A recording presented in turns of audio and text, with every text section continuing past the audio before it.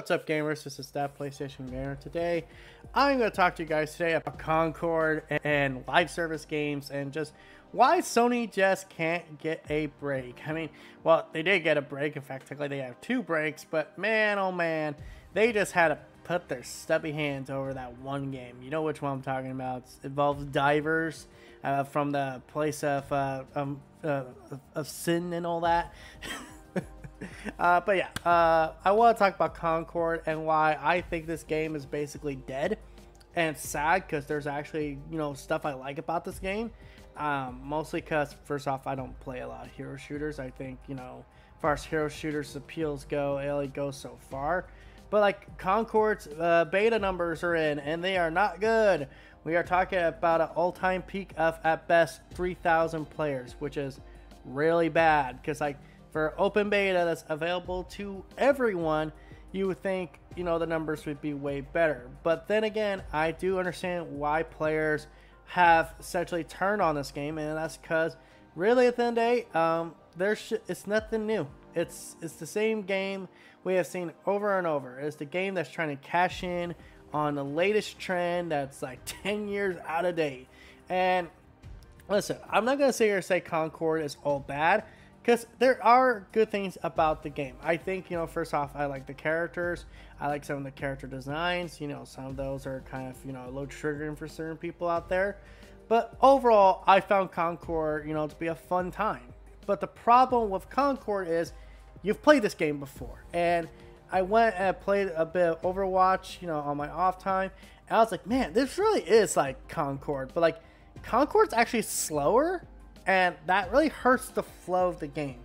And what I thought about, I'm like, man, why can't Sony just get it right? Like, you would think of all their infinite wisdom, all the money they have, and, you know, it's like they would catch on to how to make a proper live service game that can, you know, at least keep them going for a couple years. But Concord doesn't even look like it's going to get out the gate with life. Like, it's just like the horse that died in the middle of the fucking start when it got put in the start gate. And it's like, why did this happen? And I think it's really because Sony's misreading the market. I think they are. I think they're misreading the market. I think they see something like Overwatch and say, hey, we want that. But it's like, they don't realize that even Overwatch is starting to really fade. And it's like, by the time they've already decided that they want a Overwatch of their own, guess what? They are like, it's too late. We've already had this game in production for too long. It's been in production for too long. It's costing us too much money. We need to get this game done. It's like, so in the case of Concord, I feel like it was cursed. I feel like this game was cursed because they couldn't just get rid of it because they can't just, you know, make a tax write-off. And at the same time, it wasn't going to be successful because, yeah, again, not many people care about hero shooters. And while they are trying to put their own little twist on it, at the end of the day, you can only do so much. It's still fundamentally the same gameplay. But then again, I'd rather have a game that's boring than a game that's really bad. Because in the case of live service games, when they are bad, they are bad. And they are greedy bad. In the case of Concord, they have asked a dime from me outside of, you know, making a pre-order. That's all. And to be fair, they have said that a lot of the stuff that, you know, normally comes with a live service game, your battle passes, not your cosmetics, because some cosmetics you're going to have to pay for, but, you know, all that stuff, like your battle passes, you know, your microtransactions, essentially, those are going to be free. The characters will be free. The additional crewmates will be free. So it's like, I don't think they're being too greedy of it, at least from the sounds of it, because, yeah, again, the game's actually not out yet. But it's like, it does kind of raise this concern of like, why can't PlayStation get it right? And I think a big part of why they can't get it right is they can't keep their hands off something. Sony is a very greedy company. I 100% admit that.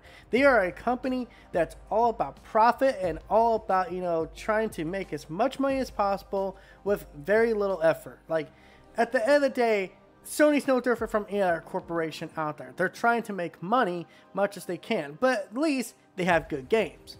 But there's also a reason why you don't see Nintendo doing a live service game.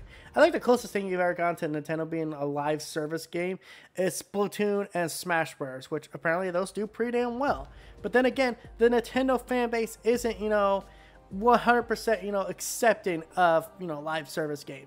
Look at Fortnite and the player numbers on the Switch, for example. Oh, wait, you can't because they don't tell you those numbers because they're probably that low.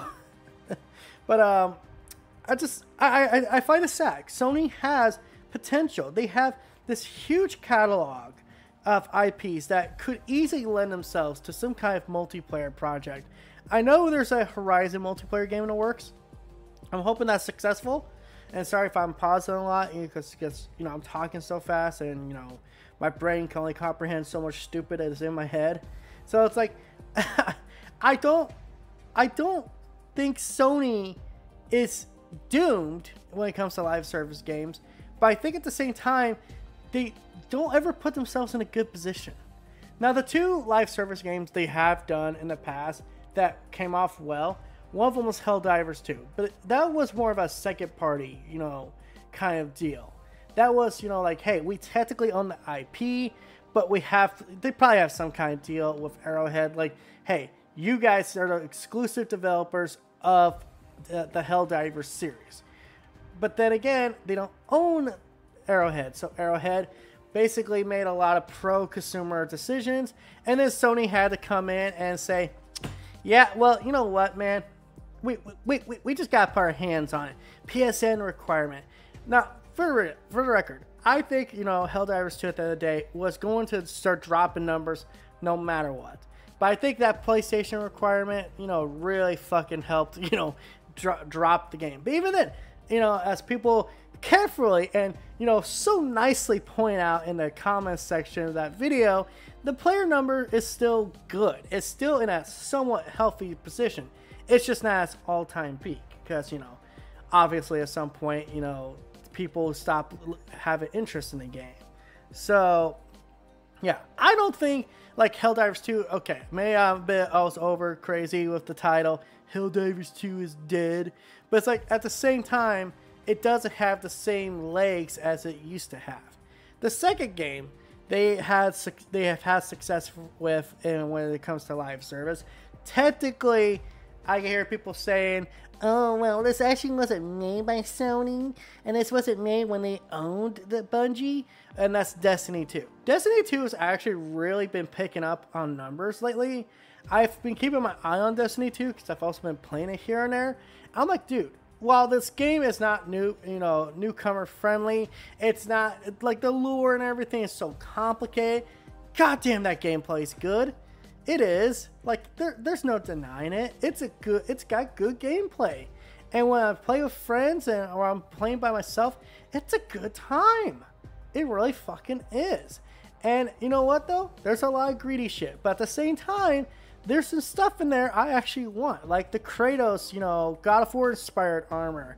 And the Clicker, inspired ghost shot. Like, much as that shit's overpriced, and it is, I do think there is something there. I think that Destiny 2 has a good template of what they probably are looking for.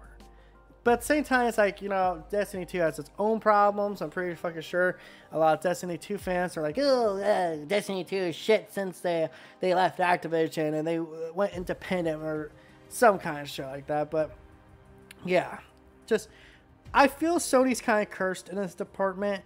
And I don't even want to bring up the potential they had of the Last of Us multiplayer project. I'm glad that got canceled, though, because I think at the end of the day, either if the problem was that they had to Naughty Dog would have to change their identity to a live service studio or stick to, being a single player studio, want them to be single player every fucking time. I don't care how good that fucking multiplayer game would have been. It would not have lasted long enough for them to sustain themselves. And I think at the end of the fucking day, that was the right fucking call to make. And as far as the Spider-Man game goes, the multiplayer project game they were working on, Insomniac, while I think that also could have been great, at the same damn time, I have to emphasize this. How do you keep something like that going? And like we've seen with Helldivers 2, at some point, you could have the highest of highs, but they get those lowest of lows. And in a studio like Insomniac and Naughty Dog's case, when they hit those lows, it hurts. You know, when you're working on a single player project, you can at least say, okay, this will be successful. This, you know, our high hopes are this is successful. But if you're at that low point where, you know, the numbers are, really bad, you know, it's hard to, you know, have that positive attitude. I think it's a morale killer too. So, yeah, just, I don't say, man. I think if Sony was smart, I think they would just invest into, you know, these live service games that are successful. I think they should invest into Marvel's Rivals. I think they should invest into Genshin Impact. Dude, they should definitely invest in a fucking Fortnite, because god damn, Fortnite is like just you can't touch Fortnite. No matter how hard you try. I know some people sit there and say, oh, Call of Duty touches it. Yeah, but Call of Duty's also been struggling. Did you guys just see, actually recently they announced that WWE wrestlers are coming to fucking Call of Duty War, the new Call of Duty or whatever. And I was like, really? Really? First they had the boys, then they had Snoop Dogg. Now they have WWE wrestlers. Okay, to be fair, in the case of Fortnite did it too.